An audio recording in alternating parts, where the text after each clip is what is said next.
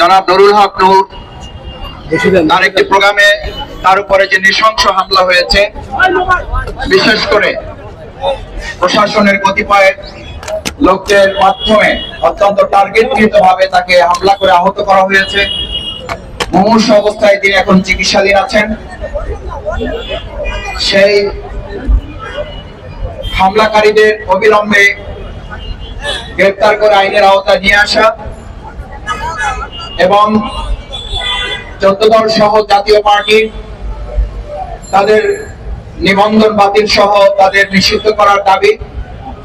আইন শৃঙ্খলা পরিস্থিতি যে প্রত্যাশা পূরণ, সেই প্রত্যাশা পূরণ করা ব্যর্থ হওয়ায় এবং এখন পর্যন্ত গণ অধিকার পরিষদের সংগ্রামী সভাপতি নুরুল হক নূরের উপরে হামলাকারীদের গ্রেফতার করে আইনের আওতায় নিয়ে আসতে না পারার ব্যর্থতার কারণে গণ অধিকার পরিষদ শাহবাগে আজকে তারা